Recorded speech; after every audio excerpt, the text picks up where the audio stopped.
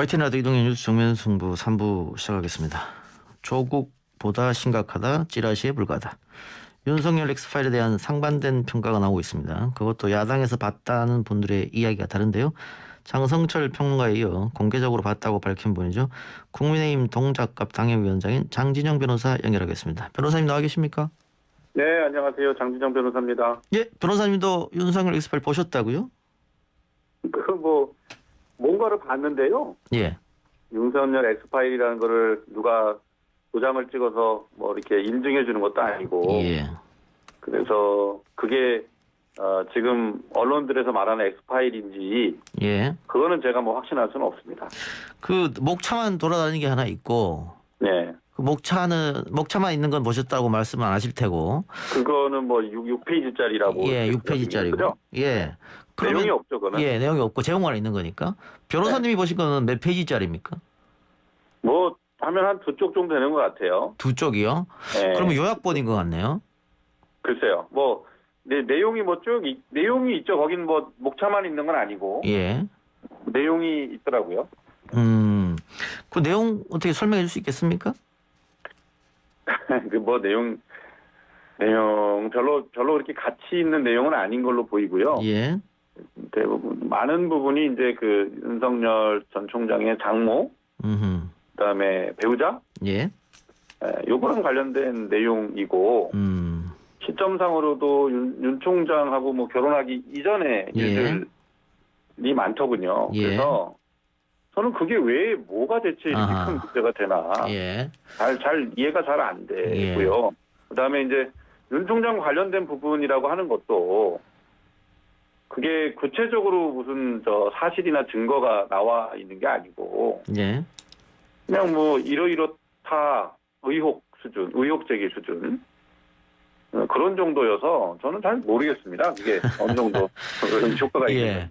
그러니까 지금 목차본이 돌아다니는 6페이지짜리는 네. 방금 말씀하신 대로 윤석열 전 총장의 장모라든가 아내 얘기, 결혼 전의 이야기들 네. 그런 거 포함해서 윤 전 총장이 현직에 있었을 때 어떤 문제점이라든가 또 총장이 되고 나서 이야기도 다 있는 것처럼 써 있었는데 네. 지금 파일이 여러 버전이 돌아다니다 보니까 지금 변호사님 말씀처럼 그 옛날 거 혹은 별 중요한 가치가 없는 것 같다 이렇게 말하시는 분도 계시고 장성철 평론가처럼 큰일 났다 이렇게 말하는 분도 계신 것 같아요.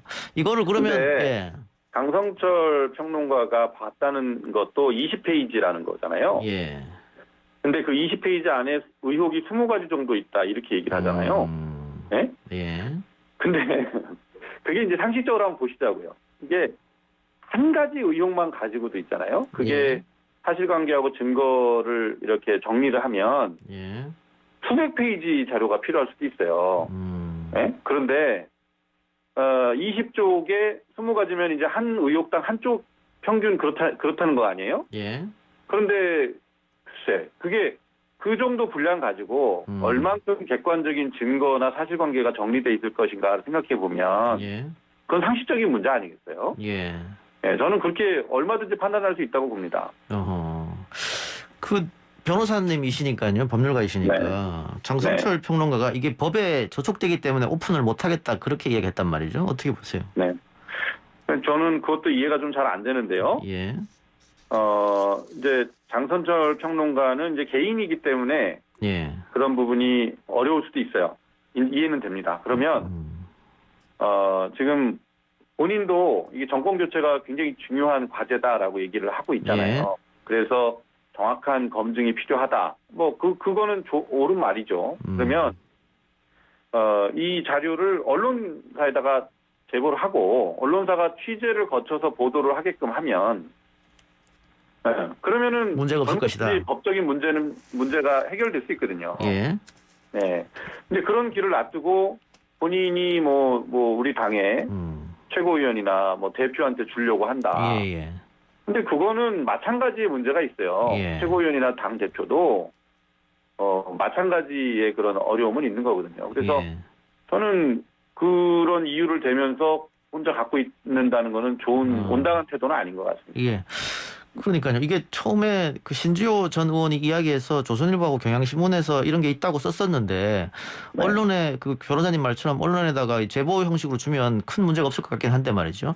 왜냐면 그렇죠. 이게 엑스파일이라는 게 있다라더라 하면서 이렇게 뭐 2쪽짜리다, 6쪽짜리다, 20페이지짜리다, 그보다 더 많다 이런 얘기가 나오면 나올수록 오히려 대중의 호기심만 자극하게 되는 것이고 정보를 독점하는 사람들만 알고 국민들의 그럼 알 권리는 뭐가 되느냐 이런 논란이 좀 있을 것 같아서요. 만약 털려면 빨리 터는 게 좋지 않을까?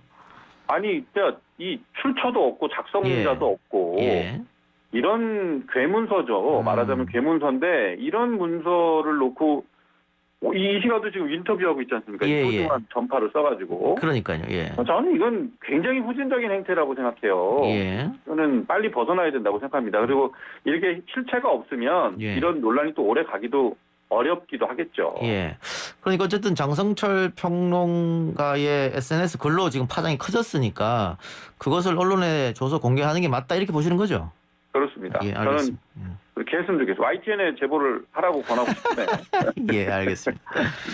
그건 어떻게 보세요? 그럼 이 엑스파일로 윤 전 총장의 지지율이 흔들릴 것이냐, 입지가 흔들릴 것이냐, 여기에 대한 어떻게 생각하세요? 그게 말이 됩니까?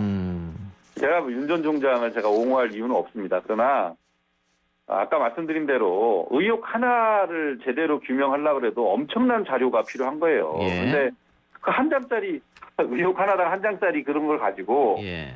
누구의 거취를 결정을 한다는 거는 그건 코미디죠. 네, 난센스입니다, 그거는. 예. 근데 오히려 윤 전 총장의 입지만 더 강화시켜줄 공산이 훨씬 크다 이렇게 봅니다. 예. 근데 장성철 평론가는 왜 이 엑스파일 보고 대선이 어렵겠다 이렇게 생각을 했을까요?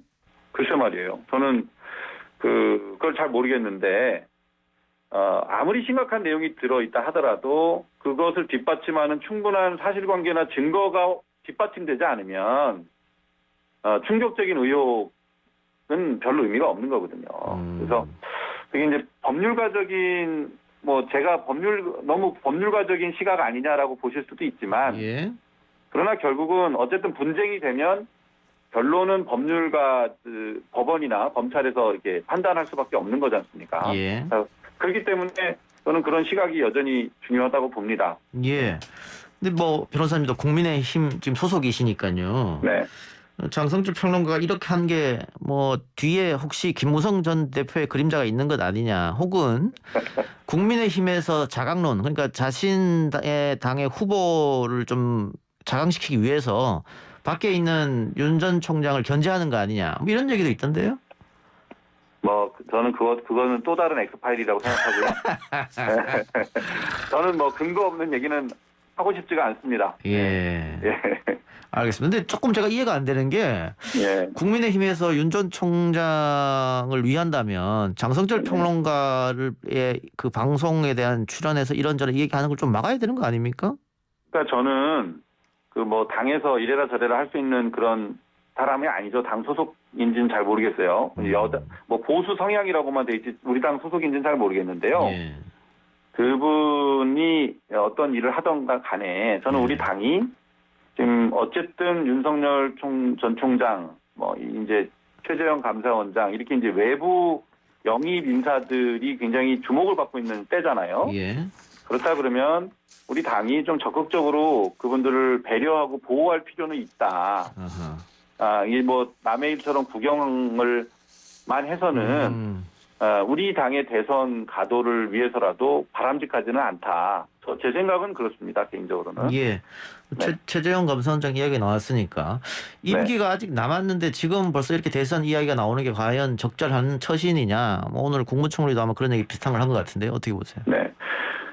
그러니까 원칙적으로 보면 검찰총장이 그만두고 나서 대권 선언하고 또 최재형 감사원장 이렇게 되면 사실은 굉장히 그 자리에 대한 신뢰가 무너지는 건 맞아요. 예. 흔들릴 수밖에 없는 거는 저는 적절한 지적이라고 생각합니다. 예. 다만 이제 이분들이 이런 행보를 보이는 것에 대해서 국민들이 말이에요. 예.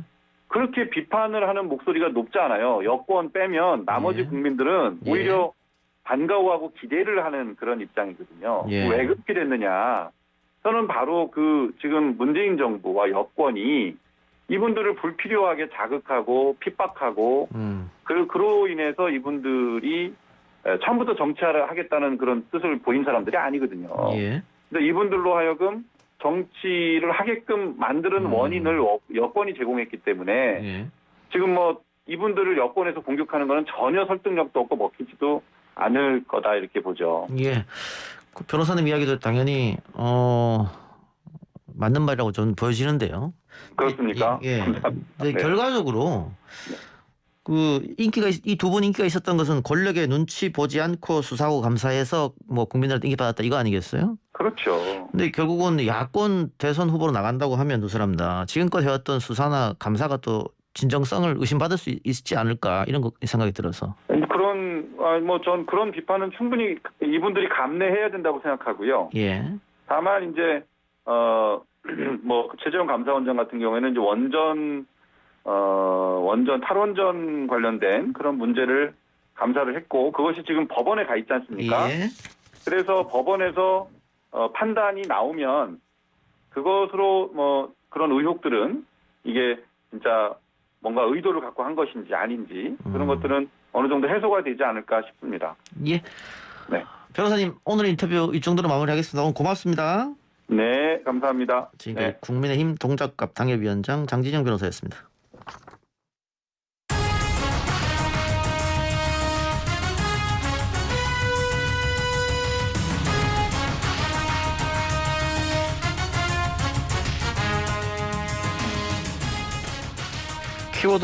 키워드로 오늘의 뉴스를 풀어보는 오늘의 키워드 아주경제 김태현 기자 연결합니다. 김 기자님.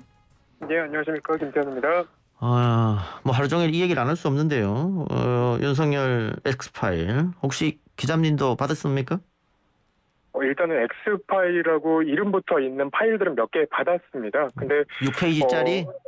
예, 6페이지짜리도 있고요. 예. 그리고 그 좀 분량이 좀 많은 파일도 있고요. 82페이지짜리? 예, 그렇습니다. 그래요. 관련 그러니까 지금 네네. 잠깐만요. 6페이지짜리 목차는 다들 공통적으로 받은 것 같고요. 지금 장진영 변호사 이야기로는 장성철 평론가한테 갖고 있는 건 20페이지짜리고 장진영 변호사는 2페이지짜리를 받았다고 그러고 지금 김 기자는 82페이지짜리를 받았다고 했잖아요. 그럼 이게 그렇습니다. 버전이 다 다르게 지금 생산되고 있는 겁니까? 그렇습니다. 그래서 그 장성철 평론가님이 얘기하신 파일이 무엇인지는 모르겠지만 지금 예. 온갖 X파일이라는 파일들이 돌고 있는 것만 사실인 것 같습니다. 그래서 제가 받은 파일들 내용들을 살펴보면 대부분 이미 여러 차례 언론을 통해 보도가 됐거나 예. 의혹이 제기됐던 내용들은 적혀 있습니다. 다만 윤석열 전 총장이 해명을 했던 것이 있는가라고 살펴보면 윤석열 전 총장이 명확하게 해명을 했던 사실들은 좀 없는 것 같습니다. 근데 방금 말씀하신 것처럼 이런 식으로 여러 가지 종류의 그 X파일이라고 하는 것들이 통용이 되고 돌아다닌다고 하면 뭐 정말로 처음에 만들어진 것도 있고 그 다음에 다시 누군가 만들어서 비슷하게 꾸민 것도 있고 이럴 거 아니에요. 네, 그렇습니다. 이건 혼란이 더 커질 것 같은데요? 그렇습니다. 제가 받은 것 중에 가장 웃긴 파일도 있었는데요.